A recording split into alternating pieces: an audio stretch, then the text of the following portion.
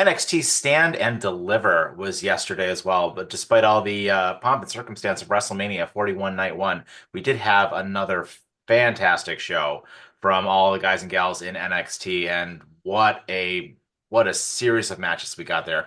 We had a lot of twists and turns. We had really fantastic title changes, and we're going to talk about all of it. We're going to break it down, and we're going to give you guys our thoughts and opinions on the show that was yesterday afternoon at the T-Mobile Arena in Las Vegas, and all the happenings are going on in Las Vegas this weekend. As always, I am Mike with 716 Sports Entertainment, joined by my co-hosts, Mr. T. Reese and Mr. Sean O'Neill. And guys, thank you so much for all the support this WrestleMania weekend. We've had a blast interacting with you guys and putting these videos out. Help us get to 100 subscribers. We're really getting there. We're almost halfway there, and we want to keep growing this channel and keep getting more content out for you guys each and every day as much as we can. So like, subscribe, and enable those notifications. And let's kick it off. Sean, lead us on the way there, bud. So we had our annual Stand and Deliver yesterday, NXT's WrestleMania, basically. They had, I believe it was one, two, 7 matches, including the pre-show, several title matches. So we're going to see if what happens in Vegas truly stayed in Vegas with those title matches. But let's get started with the pre-show. Was a women's tag team four-way match between the Meta Girls of Lash Legend and Jakara Jackson, Cora Jade and Roxanne Perez. Fatal Influences Fallon Henley and JC Jane with their third, I don't remember her name off the top of my head, and then Gigi and Tatum with Shotzi. So this match, I mean, it's a pre-show match, and I feel like it was just a way to get everything on the card. I'm gonna let you guys give your thoughts on it and whether or not Gigi Dolan and Tatum Paxley winning was the right choice. Yeah, I'll take this one first. I had a couple of problems, I think, with this. And I mean, I thought the in-ring wrestling was fantastic. Like Roxanne Perez when she caught Lash Legend in that Pop Rocks thing off the rope there, was like out of this world nuts. But my bigger problem with this is we have talked at length about Roxanne Perez and how that girl, you make her the star of the Royal Rumble. You make her one of the stars in the Elimination Chamber. And now she's back in NXT. Like 100%, because she's about to have a feud with Stephanie McGurr now, based on like what they were showing, and how she kind of interacted with her during that photo shoot. So let's make up our mind with the Prodigy already here, because like this is kind of getting ridiculous. I mean, I know we're talking about this match in and of itself, and I think it was fine. Like it was a fine match for the pre-show, and I mean, knowing what we know now about the WWE women's tag team belts, and how it seems super likely that it's about to be Becky Lynch and Lyra Valkyria as we're very likely going to win those tag team belts tonight. Um, I don't think it really made this match matter that much anymore, especially with whatever the hell they're doing with Roxanne Perez. So I don't know. I'll pass it over to you, Reese. But like, I'm just really disappointed, I think, if anything else. Well, I think a lot of people are disappointed because the way they kind of laid it out was just like you said. We expected her to be probably pushed up to the roster. Thought that maybe she would have finished this match. I thought, obviously I believe they were going to lose this match, but I just didn't expect them to start another storyline after it.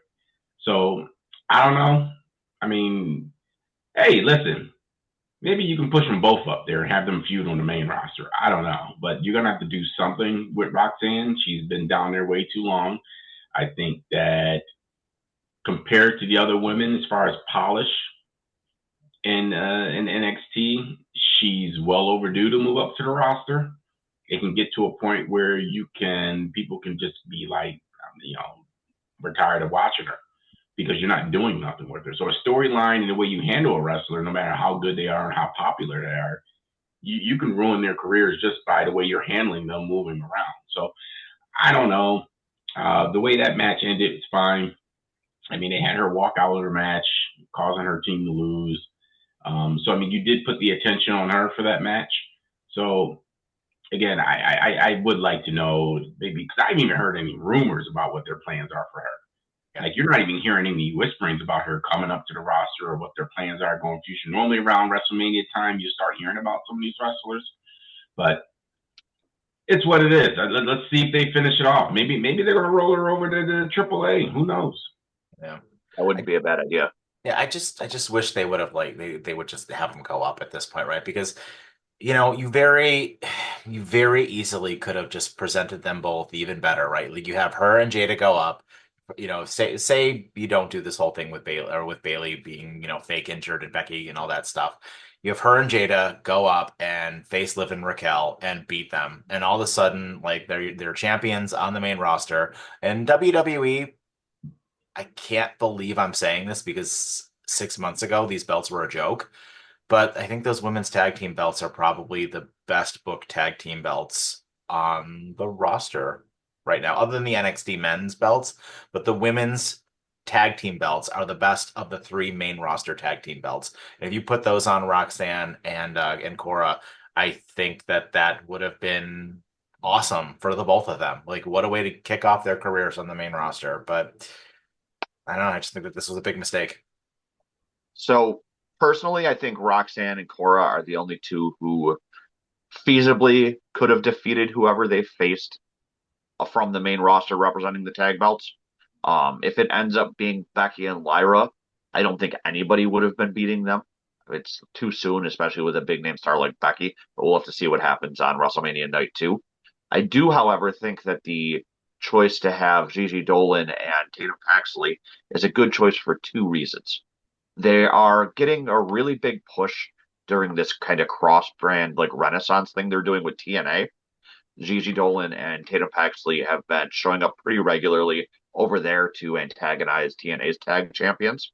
And then if they do have Lyra, with whomever her partner is, win, they have a pre-built storyline with Tatum Paxley and her obsession with Lyra Valkyria. So they have that to lean into. So I do think that as a secondary option here, it is a good choice to have them as your winners. But I think, like you said, the bigger story is what the hell are they doing with Roxanne Perez? Like, I don't know if they decided not to do it because they would have had to bring up Cora Jade at the same time, but I just they need to make up their mind. Like T said, you see people whose careers end up getting basically stalling out before they even start, just because the company can't decide what the hell they want to do. And I would hate to see somebody of Roxanne Perez's talent have that happen to them. She's probably one of the most talented women that we've seen in the actual WWE developmental system, like a homegrown talent in a long time. Yeah, So I agree 100%. I mean, hopefully they figure it out. They got to figure it out soon because, I mean, you're going to have her fall off the map real quick, and people completely forget about her if you haven't even if you don't have any plans with her. I mean, there's a couple of wrestlers in NXT that I'm shocked are still down there, but we'll get into that a little later. So as far as the pre-show match, though, pretty good overall. The match itself was great. So getting into the main show itself, started off with probably the fastest rising acquisition that NXT has had in a while, with the North American champion Ricky Saints against Ethan Page. In addition to how fantastic the match itself was, with Ricky Saints retaining, I want your thoughts on both that and some of the chants that were coming out of the crowd. What do you guys think about that? I'll let you take this one, Reese. My boy Ricky Saints, man, AEW's biggest, but probably their biggest fumble is how they handled him, because he had AEW by the balls, and then they just kind of we don't really need you anymore. Just let him fall right off the mat. There was a moneymaker in their hands, and now WWE has taken that and turned it into their moneymaker. That was a good match. I mean, that was a fun match. Both these guys are familiar with each other from AEW, and probably the indie circuits and stuff. But I mean, Ricky Saints is my guy, and he got a busted lip, I think, during that match. Yeah. If I'm not mistaken. Yeah. But the thing I like about the people they're bringing in right now, so we could use Ricky Saints as my example right now. You can see the joy in their faces. Oh yeah. Coming out into the arenas. I mean, like, you can just see the emotion on a lot of these guys from AEW coming over, and they're looking like this is how it's supposed to be. I mean, they went from two different worlds, and Ricky Saints is just taking NXT completely over right now in terms of the men's division. Outside of the top two major guys in the men's division of AEW or NXT, he just propped himself right up there in the top, probably the top four in NXT as far as the male division goes. I give him the belt, let him ride it out. I mean, I thought that maybe they would let him lose that and just shoot him up to the roster, but that's fine. Let him marinate a little bit longer down NXT, get the branding out, the whole 9 yards, and his character. I think probably by SummerSlam, I would imagine you'll probably see Ricky Saints starting to, show his face around the main roster a little bit. It would be awfully cool if they had him team up with Cody. Oh yeah, they're boys, right? So why he went to AEW because of Cody. Yeah. There's a couple people in NXT that I think could work really well with a faction with Cody. Have Cody, have Ricky Saints, have Shawn Spears. There's a few guys that could come up and automatically make like a real nice team with him. Yeah. And you can start the storyline where you're saying, hey, these are a bunch of guys who have been looked over. They've been through here before. We're bringing them back again. This is our faction now. We're here. We're not here to participate. We're here to take over. And then I can see that happen. I can probably see them get a little faction going with Cody because, at some point, people like Cody, when you reach that pinnacle, you're going to have to bring some other characters around him just to keep him aloft and push some other characters, allow his shine to help with other wrestlers. I can probably see it. Ricky Saints come out and help Cody Rhodes at some point, and he gets in some sort of trouble or stuff like that. But yeah, I mean that was a great match. And Ethan Page, I mean, we need to mention him. Oh, he's outstanding. He's a great wrestler, great character wrestler. He's another one. I mean, like you have right now, NXT has. And even if you put them up, if you put NXT up against AEW doesn't even compare. Ain't that crazy? Yeah. I mean, AEW is its own company on national TV, and their organization doesn't even compare to WWE's third method, their secondary level shows. I mean, you probably even watch some of those Evolve matches and be like, yo, these are better than AEW matches.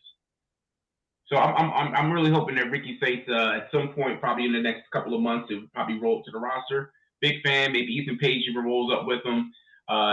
Great match. I mean, it was just a great match. Yeah, I mean, you hit the nail on the head there, like 100%. I love Ethan Page. I think he's fantastic. He's such a good wrestler.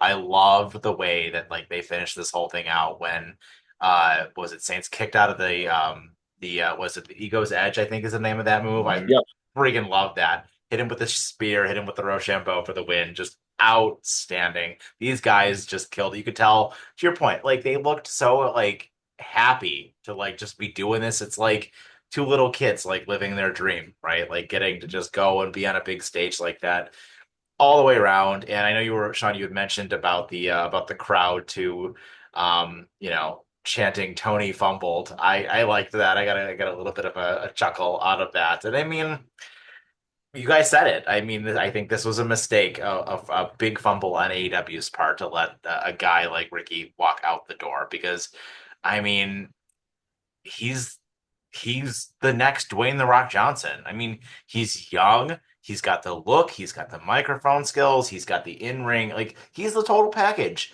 And, I mean, you let a young, just superstar walk out the door and he's going to be in WWE for the next decade, and he's going to be in the main event of WrestleMania in the next 10 years.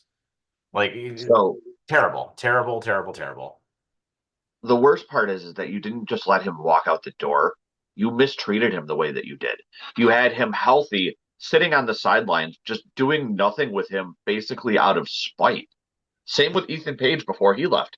Nobody even knew Ethan Page had left. Mm-hmm. He leaves, goes right to NXT. He's world champion at NXT within a month. A month. And I mean, shout out to Ethan Page. I'm a huge fan. He's out of Hamilton, Ontario, which isn't far from us here in the 716. And I just absolutely incredible that you fumble that bad with superstars of this caliber. I mean, going back, I've watched matches between Ethan Page and Darby Allin from Evolve back in the day that were fire back then. To not just misuse talent of that quality, but to just mistreat it is just like the crowd said. Thank you, Tony. As an NXT fan, Thank you, Tony. And I just think that Ricky Saints obviously was the right choice to win here. But I think that just their interactions with each other, they can continue this feud for as long as they damn well want. Oh yeah, And I think 1,000%. that I mean I don't think you could have went wrong either way with them winning or losing that match. And Yeah. I just can't wait. Like when I watch that match, I'm sitting there thinking to myself, I can't wait to see Ricky Saints and Ethan Page get their WWE WrestleMania entrance, Hmm. and just to see how their reaction is going to be walking out. Because I bet you they were backstage yesterday, just Soaking it like in. I can't wait till I get called up to do this. Because Oh Oh you yeah. know, yeah. just from how they're in NXT, I can imagine it's going to be 100 times even more special for them once they get hit up, once they get to the showcase of the Immortals at some point. Yeah. I can't wait. Yeah. So following this barn burner of a match, we went into our NXT Tag Team Championship match between perennial losers Hank and Tank, who surprisingly won that really good uh, gauntlet match on Tuesday to become the number one contenders, and Fraxium, who in their combined title reign have held the belts for basically an entire year. And there was a point where for like 2 weeks they dropped it to Chase U, but it's 2 weeks. They've held it for a year. And shockingly to a lot of people, Hank and Tank pulled out the win here. And I'll let you start with this one. This rocked. This was out of this world. I mean, I know I was up and down like trying to get everything set for, WrestleMania later in the evening, get my house kind of cleaned up as I was watching this, but oh my God, I couldn't keep my eyes off of this match. These guys, Hank and Tank, are out of this world. The charisma is just oozing out of the two of them. I absolutely loved it. And I mean, hats off to Praxium. I mean, they had a hell of a run. I mean, Frazier and just the way Frazier can just move around the ring. It's unbelievable. Like the dude just like he's like lightning in a bottle. He's so fun to watch, both of them. And those two guys too. Like they're gonna have a hell of a career too. Like, I mean, I kind of feel like that's gonna be the theme of a lot of what we're gonna say for the review of this entire show is almost everybody who was on this show. My God, the career of these young people and like what the hell they're gonna be able to do as they just get on that rocket ship that is NXT, and it's the best wrestling in the world. But this match was outstanding. I can't say enough good things about it. I love Hank and Tank. I'm so happy for them that they were able to do this, and I loved that Braxium very kind of clearly passed the torch to them at the end of this match too, where they were kind of like went for the handshake and he pulled him in for that hug at the end there, and it was a very passing of the torch moment. And I think. To your point, or I think we talked about this the other day, Reese, that Braxium's going to be on the main roster real soon, and they're going to be in that SmackDown tag team division. Yeah, I mean the handshake at the end pretty much sealed the deal. I mean Hmm. you don't do that unless it's just that means there's no storyline after because you can't Hmm. do a storyline after once they start hugging in the ring. So I think that was a hug goodbye. You guys got it for now. We're going up to the main roster, and they're going to influence, and they're going to give that division a lot of heat because I mean I can't wait to see them in the ring against Machine Guns. I can't wait to see them against the ring against maybe they're the ones that take the belt off New Day. Yeah. You know what I mean? I mean, that's probably an angle you can probably go with them. But what a phenomenal tag team! What a great match!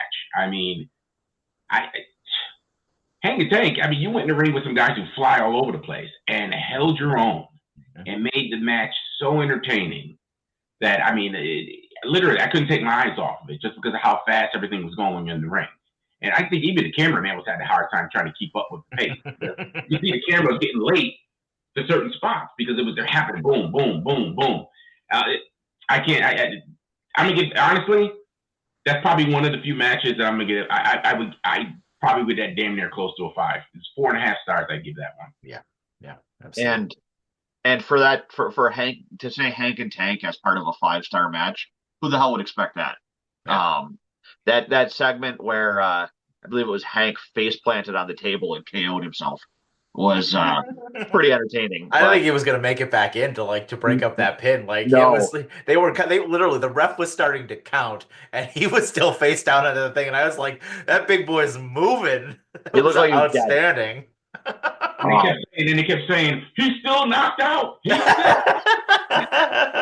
It was so so good, so good.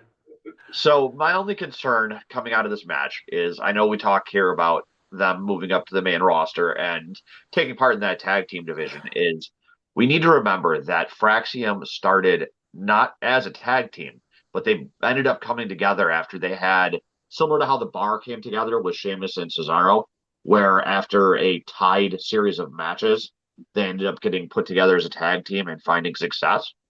I'm a little worried that they decide to go the route of having them be single stars again. I feel like that would be a missed opportunity by WWE to take them apart. And I'm sure they want to be able to do singles work, but I think that they are like such a lightning in the bottle tag team Yeah. that just proves how incredibly good they are that they need to stay a tag team for now and move up as a team. I don't know if you guys have any thoughts on that, but I really hope that that's not the case where they split them up. No, I agree. I think that, WWE needs more quality tag teams right now. They don't, they've got way, these two guys are not ready to be like in the main event of WWE. So they'd be somewhere in the mid card. And right now, the mid card is stacked on the main roster. There's way too many people in the mid card, and these guys would get lost in the shuffle. They need to, the smart thing to do, and WWE, for the most part, to their credit, has been booking relatively well. I mean, a few things have been fumbled here and there, but I mean, like, yeah, I think to your point, it's a mistake if these guys don't come up as a tag team. And there's nothing wrong with it. I mean, there's some teams who just have their niche as being a tag team. I think they found their spot. I mean, you go down the names of tag teams who have just been strictly tag teams later in their career. Some of these guys go and do their little single stuff, but there's nothing wrong with being a tag team and submitting your legacy that way. And at some point, you can branch off depending on how things go. But I got no problem. I mean, look at the New Day. I mean, they were able to branch off and still keep their team together. Think about the Dudley Boys. You can think about the Usos. I mean, you can go down the list of teams who they got their feet wet being a tag team first before they went off to being singles competitors. Hopefully that's the route that they go. So we'll have to wait and see. Like you said, Mike, this is a lot of the talk here is going to end up not just being about what happened in these matches, but what the future looks like for a lot of these stars. And one thing I'll say with NXT is the future is pretty damn bright for a lot of these guys and girls down there. So following the tag team match, we had a 6-woman ladder match, calling back to when the North American women's title was first created. It was also determined in a ladder match. This time, however, it was vacant defending it. We had Zarya and her teammate Sol Ruka. We had Izzy Dame of the Culling. We had who else was in it? I don't remember who else was in it, but we had Thea Hale. Uh, you can help me if you remember because I'm struggling at the moment. Sol Ruka, Sol Ruka, Thea Zarya, Hale, Izzy Dame, Kalani Jordan, Kalani Jordan, who was the sixth person. Izzy Dame, Lola Vice. Well, the voice. Okay. So out of this group, there was a couple clear people who weren't going to win. Um, I'm kind of surprised that they ended up giving it to Sol Ruka. I think she deserves it. I think she's a fantastic athlete, but I'm curious what you guys think. I thought the Sol Ruka, I was shocked that she won that match, but I'm not upset. I mean, it was a fun match. I mean, that's one of the things NXT can do with the women. So they do these ladder matches and these war game matches. Those women put on a show for all those matches down there. And this is when you're young and vibrant and you're trying to make a name for yourself. You're going to get 110% out of them. This is a fun match. I mean, I don't think it was anything to write home about, but I mean, I think the shocking thing was that they gave Ruka the belt. I mean, that was the only thing that was shocking out of it. But I mean, they put on a good show. It was very entertaining for what was going on. I'm just wondering what direction you're going to go with all the other. I mean, you had 6 women in this match, so what direction you go with all these women after that remains to be seen. I'm pretty sure NXT has something lined up for these ladies. I wouldn't be surprised, honestly, at some point with the talent that they have in NXT, they may get a 2 night show during the week at some point. They're gonna have to put another program on for the NXT people just because they got so much going on and they got so much good talent up there that you want to get them all on camera. I mean, it could be WWE's plan is to keep it this way. This way, they're not going to be forced to push anybody up on the roster that's not ready. But in my opinion, the easiest way to do that is to bring on another show, do an NXT, I don't know, explosion or something like that. I don't know, but give it another show and allow some more of the talent they got. They had to do a 6-man women's match for this because they got all those women. They got to do something. So why not make another show? In my opinion, but to me, it was a good match. I probably give it 3 out of 5 stars. Yeah, there were absolutely some sick bumps in this match for sure. Like, I mean, a few of these, I think it was Kalani Kalani slammed was it Lola Vice onto the ladder at one point, and I was like, oh my God, she's dead. Oh, yeah. Like cheapers. But yeah, that was a fantastic match, and it was a cute little thing when Zarya and Sol Ruka were at the top of the ladder because of their tag team history as well, and they're both like, will they, won't they? And they ended up, I think they was it Thea? I forget who pulled. It wasn't Thea? It was I think it was maybe I forget who pulled Zarya down. Somebody pulled Zarya down right there, and it ended up, it ended up kind of like they all ended up brawling apart. But Sol Ruka ended up winning shortly after that. I'm fine with her getting, her getting that. She's getting her flowers. She deserves it. She's been in the division for a little bit, and I think she's a good wrestler. I really like her moveset. I really like her look. I think she's aces all around. I think you were talking about like when Dane super kicked Ruka. Yeah. That's right. That's right. Her, and then I think it was she ran into the choke slam Yeah. right after the super kick. Yeah, it was Izzy that pulled her off the ladder. That's right. Yeah. So many of these women in the NXT women's division come from like gymnast backgrounds that there's no way that this match wasn't going to be a incredible match. The biggest surprise for me was Sol Ruka winning it is coming into it still part of an active tag team, and especially with her tag team partner being in the match as well. So like when they came out together, their entrance, that kind of surprised me, especially with the way it ended. And you're right, Mike, that was a nice moment between the two of them at the top. And I think that honestly, I think Sol Ruka should have been your first North American Women's Champion. It came down to her and Kaylani Jordan in that very first ladder match where Kaylani won it instead. So I don't know if it's a little bit of a course correction callback for that. It's definitely not who I picked to win. I thought Thea Hale was going to crazy eyes her way to a victory there, but definitely a good match. There was a point where Zarya had the ladder on her shoulders and she cranked Lola Vice in the face where I thought she killed Lola Vice. But I mean, any ladder match, you're generally going to run into some pretty dangerous spots there. So it was nice to see everybody come out of it. It looks like alive. So, moving on to our next match, we had our 6-man tag match between the D'Angelo family of Tony D'Angelo, Stax, Lorenzo, and Luca Crucifiano. Probably killed his name there, and Dark State, with Dark State continuing running wild across the WWE NXT universe there. However, the bigger story out of this isn't so much Dark State winning, but how Dark State won. Mike, I'll let you take the lead on this one.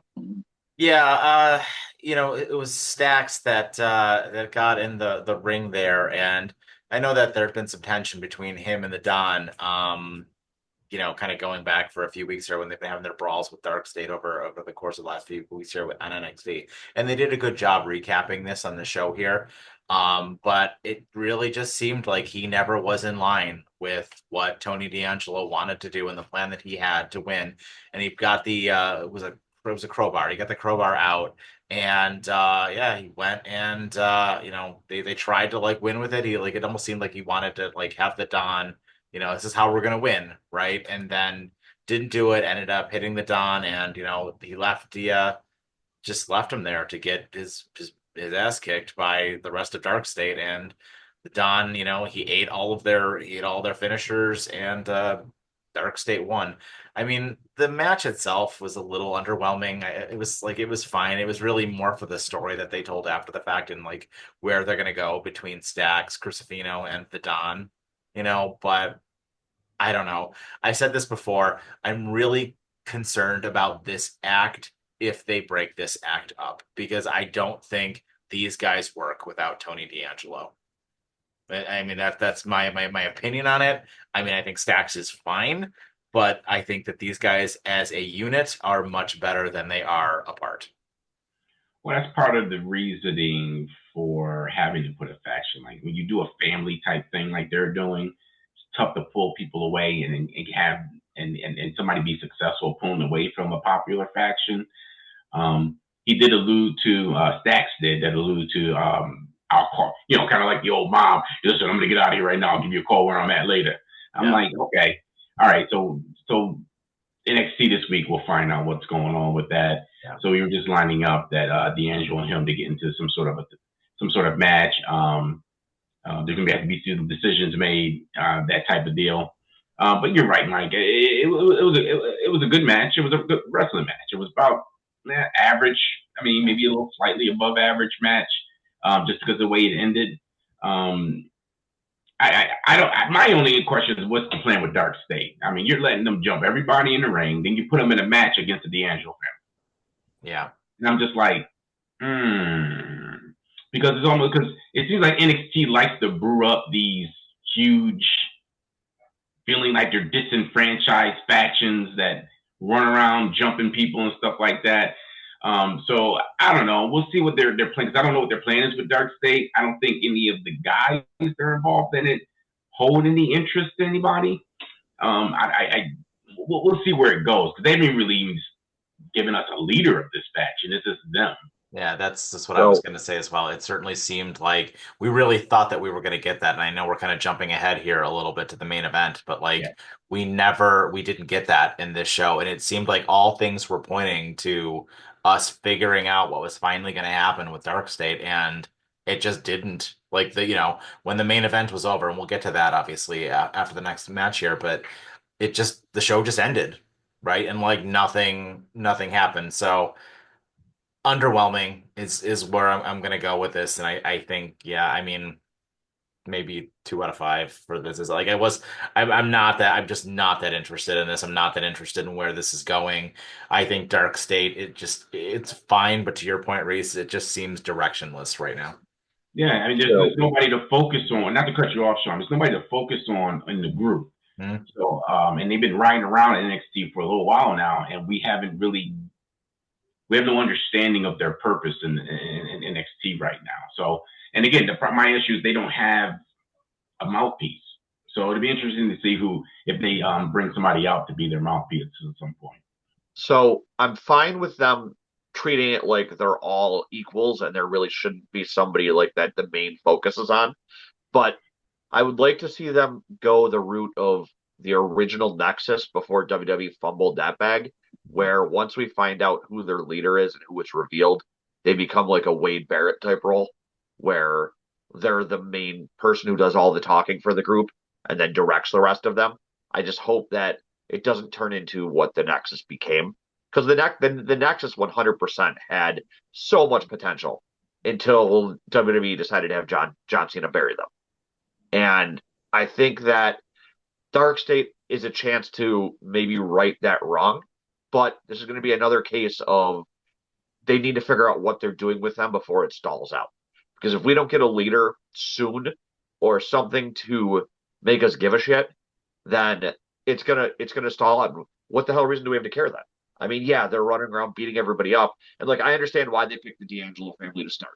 Because A, it let them kickstart whatever they're doing with Stacks, and B, the D'Angelo family has enough people in their group to do a multi-person match like that. Yeah. But where do they go from here? Who do they attack next? I mean, how many more times can we have Dark State versus three randomly thrown together dudes? Right. So I guess as far as the future of this particular feud go, or both of these groups go, I'm way more interested in what's going to happen with the D'Angelo family than I am with Dark State. Yeah. And I feel like that's a little bit of a missed opportunity. Well, I think, and you also brought up the point. I mean, you went all the way back to Nexus. I mean, they've already had their runs of these type of factions through the WWE, and you go all the way back to the Invasion on the main roster with Yeah, Linko and those guys. So Harry Snatter. yeah, I mean, they've already ran this storyline. I'm hoping that they can come up with something new because I mean, because right now all you're going to do right now is compare these factions that they're rolling out the way they are with the Shield. That's all you're going to compare them to now going Yeah. forward. And you're making them look like them, dress like them, act like them. They got to come up with something new for these guys, and I guess we'll just see what happens. Like I like their reasoning that, oh, we're the guys who were overlooked. Like I think that's a good reasoning for it.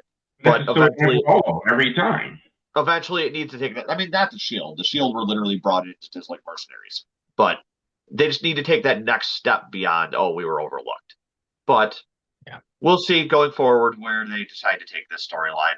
Like I said, I'm more interested in, and I know you guys probably are too, seeing where Stacks is going to go into witness protection. But we'll see. We'll see where that goes. Next up was what could probably have been the main event of this show, especially with how the main event actually ended. Should have been. It probably should have been, I agree, of the Fatal 4-Way Women's title match with Stephanie McCord defending against Jordan Grace, the Juggernaut, your returning Julia there for Mike, and Jada Parker, who always kind of feels like the odd woman out in this sort of collection here. But T, you can take the lead on this one. Yeah, actually, they put on a good show, and I don't know if I agree with. They should have they could have ended. I mean, of course, they could have ended the night with this match, but we'll get into that next match, and I'll give you my points as the reason why it was fine with that match ending. But this was a good performance by all four ladies. I mean, you couldn't get any better than that. I mean, everybody had their spots in the match. One thing was, I mean, most of them changed their look, so sometimes it was hard to tell who was who in the ring because I'm like, okay, is that Julia or is that, I don't know who's the only one in the ring that looked like their normal self was Bakar, but they put on a great show, and I think it ended the way it should have ended because now you can line up Julia and Bakar after this, and where it probably was meant to go, but due to the visa situation or the citizen situation, it kind of stalled that out a little bit. I could probably see this is going to be the match after this going into the next pay-per-view. But they put on a great show. I mean, I can't get mad at it at all. I mean, I didn't expect it not to be a good show with the talent that they had in the ring at this point. I mean, you had every body type of woman covered in this match, and they all did their spots. They all did their things. I probably would give this match probably a 3.5. I mean, it closer to a 4 just because of the way how everybody performed, really well and played off each other. There wasn't too many. I don't think there was any real hiccups anywhere in this match either. Everything went smoothly, which a lot of time, and don't kill me, White Knights. A lot of time in the women matches, they do have these hiccups in matches where things look sloppy in the ring and things like that.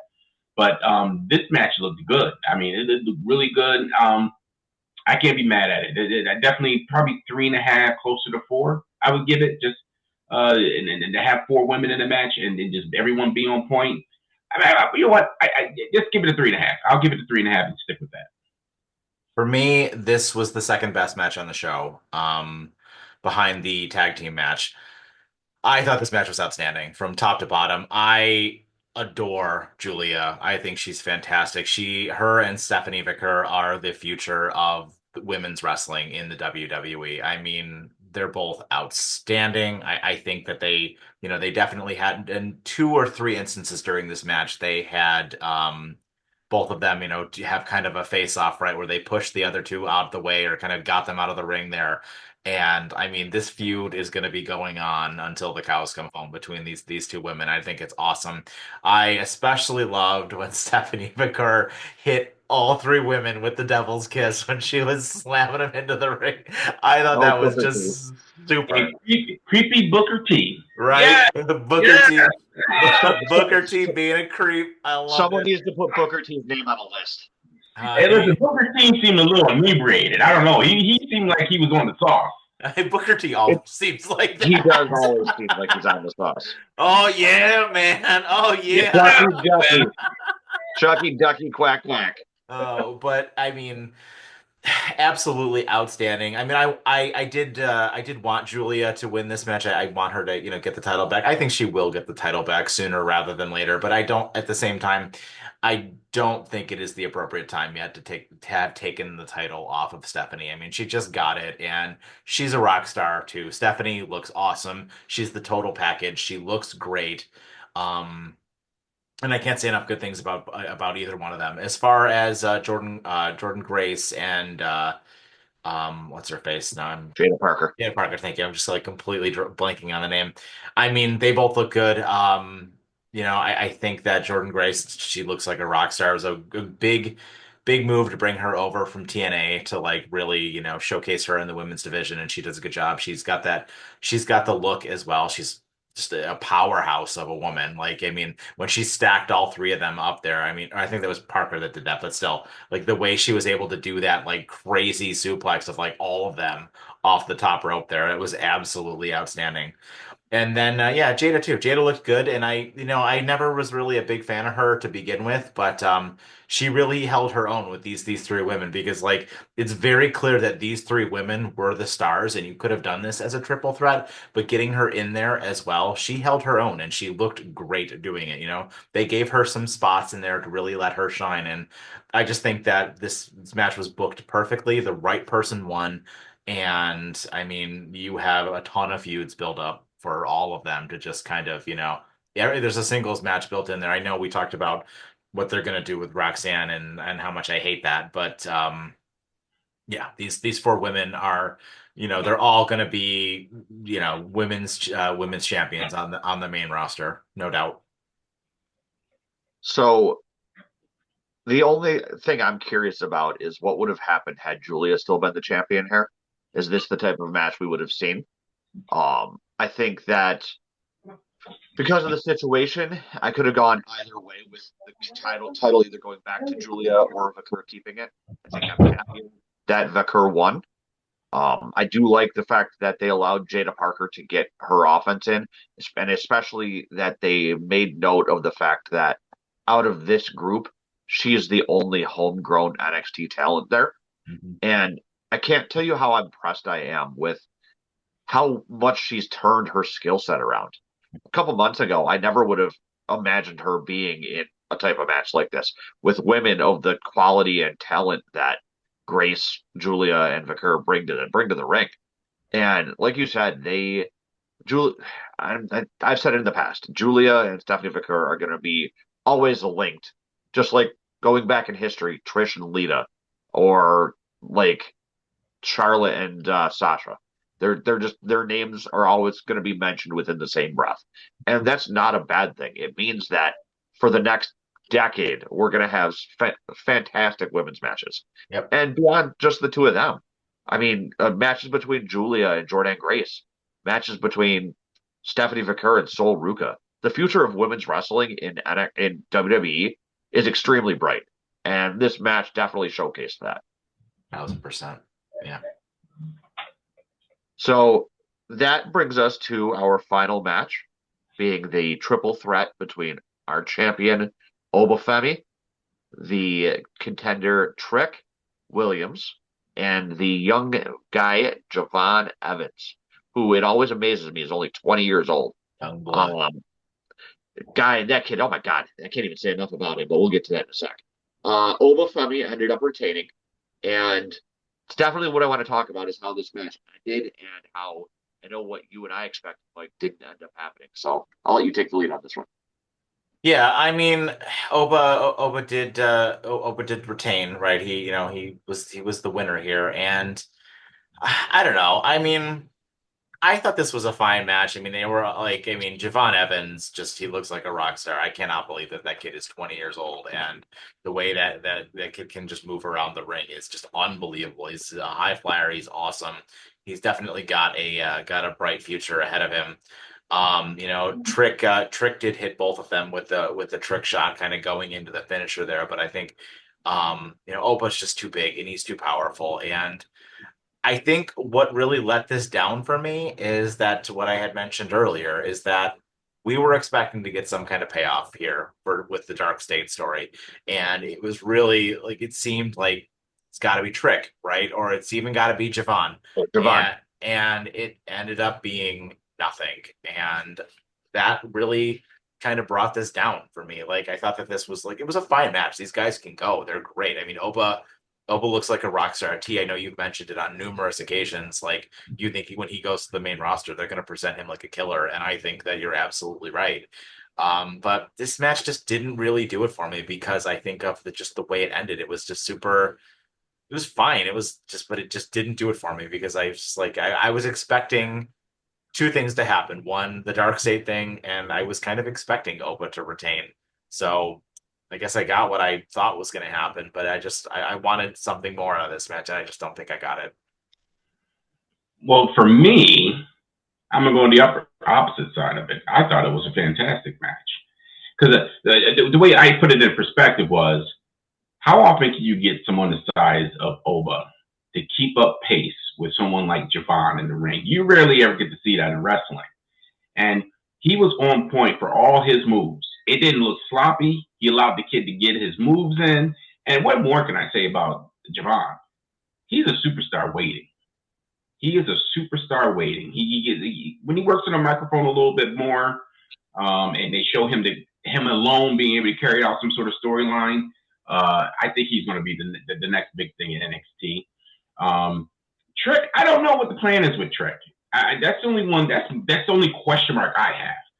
I didn't. I mean, you're right, Mike, with the Dark State thing. I thought somehow they'd get involved in this in some way, but they had a match earlier, so I mean, more than likely they weren't going to get back involved. What I'm thinking is going to happen is, I think Javon's going to be going to be the face of That's the my Dark. thought.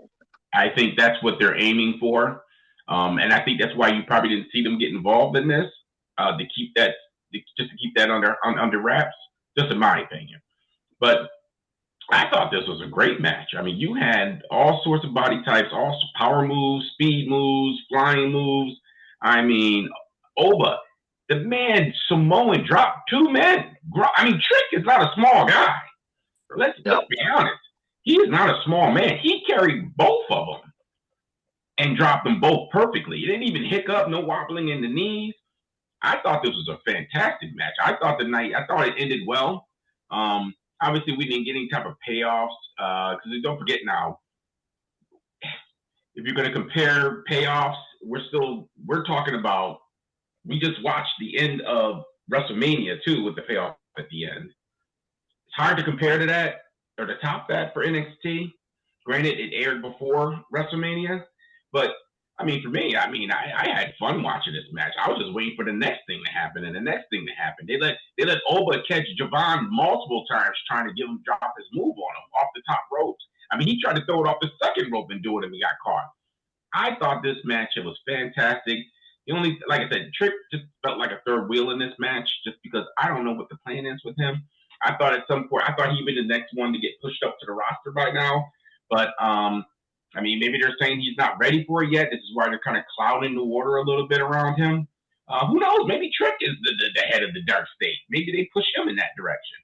But to me, I thought it was a great match. I give that match definitely 3.5, close to 4 stars. So right off the bat, I agree with you. I think Javon Evans is the most likely candidate to be the head of Dark State, just as the youngest guy there with the brightest future.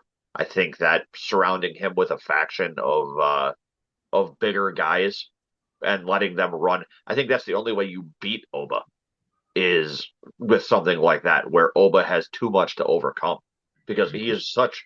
Oba is being presented like a Bill Goldberg or a Brock Lesnar, where he's just that much better and that much stronger than everyone.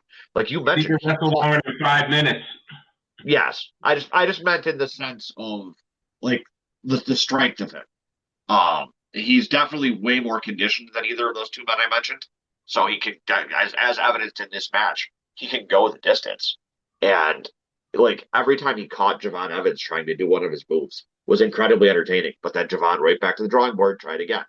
And my only overall problem though with things is similar to you. What are they doing with Trick? I I've always felt that the fact that every time Trick wins the title, he has it for like a month or less and then drops it because of like something else or somebody else. I would like to see Trick actually get the title and have the opportunity to show what he can do with it. I mean, you can't showcase your skills as a champion if you have the belt for 2 weeks. You know what I mean? Yeah. He's got the mic skills. He can drop promos with the best of them. The crowd absolutely loves him. I mean, listen to the whoop that tricks. Hell, you hear whoop that trick at events that he's not even at. I've heard it at SmackDowns.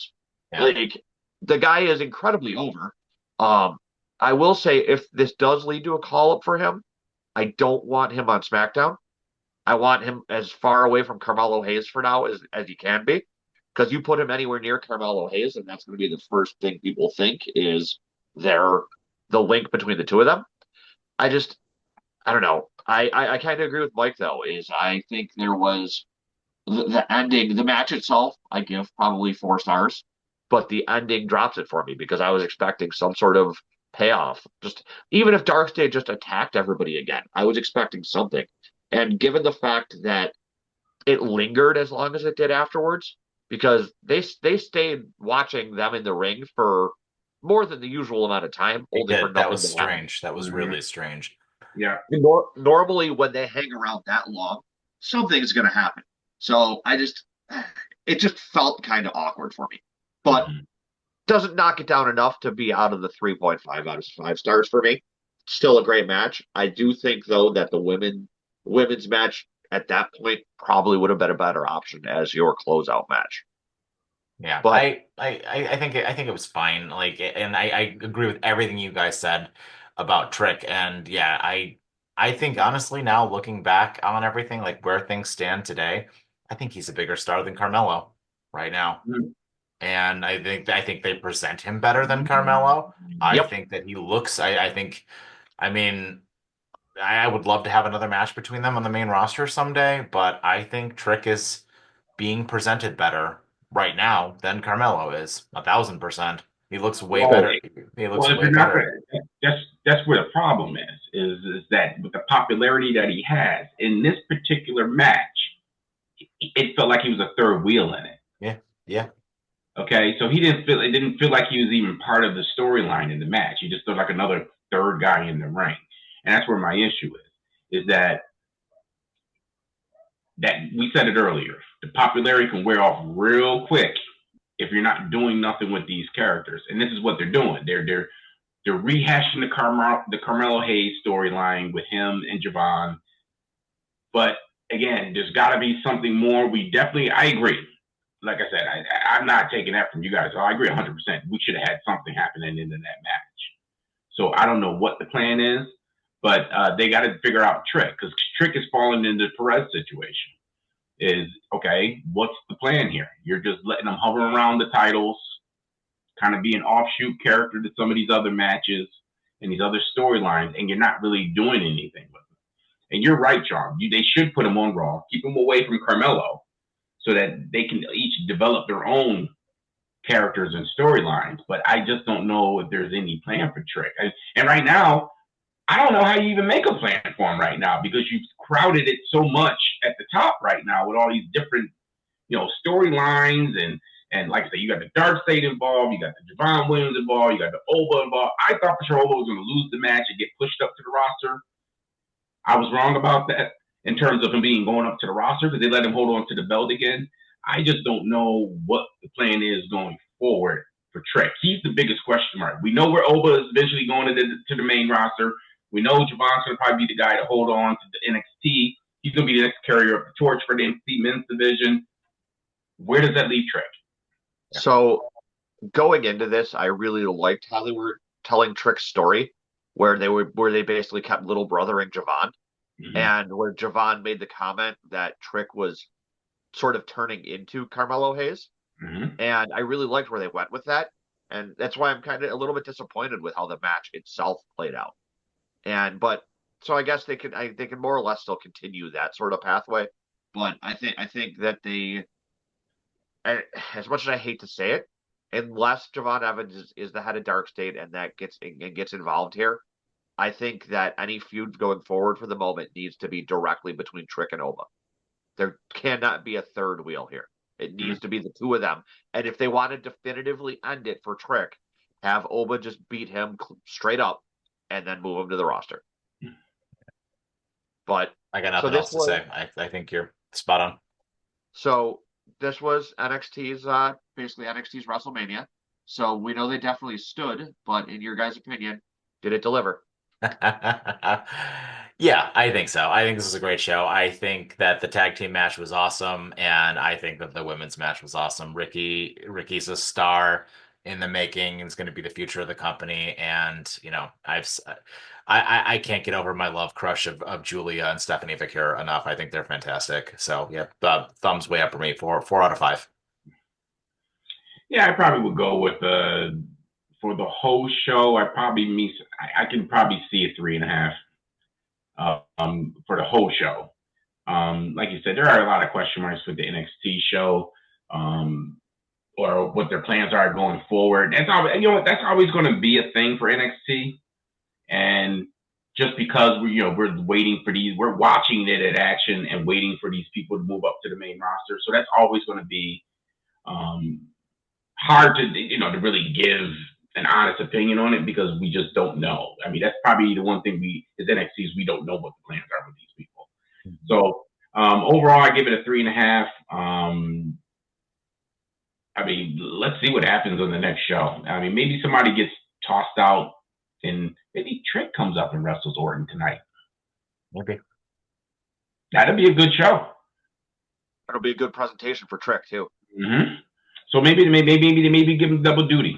2 nights in a row, he gets a shot at WrestleMania because he's due to move up. I mean, I don't know how much longer you can let someone that popular just kind of sit down there, and to the point where right now I don't see any direction with him. Yeah. Yeah, you don't want to waste that flash that you have. Overall, though, I think I have to agree. It's somewhere in the 3.5 to 4 star range for the show. The one thing with NXT is you're pretty much guaranteed, no matter what PLE it is for them, you're going to get fantastic wrestling. The wrestling portion of NXT is like I know AEW likes to say that they're where the best wrestle. I really think that even though NXT is technically developmental, they truly have the best wrestling in the business as far as the main promotions that we all watch have. They You can tell that a lot of these guys and girls are still working on their storylines, their potential, their promos, their potential as far as that goes. But I love watching the work they do in the ring, and it does the talking for them. And I think that the fact that you can always count on a great show like this is what wins me over. So I do want to thank everybody for tuning in to our Stand and Deliver recap. Always remember to like, subscribe, comment, and like T there, make sure you absolutely help us get to 100 followers. We appreciate it. We're almost halfway there. And keep tuning in. We're going to have some more recaps for night 2 of WrestleMania. And going forward, we'll also have our Raw recap for the Raw after Mania. So thanks, everyone. Thanks, guys.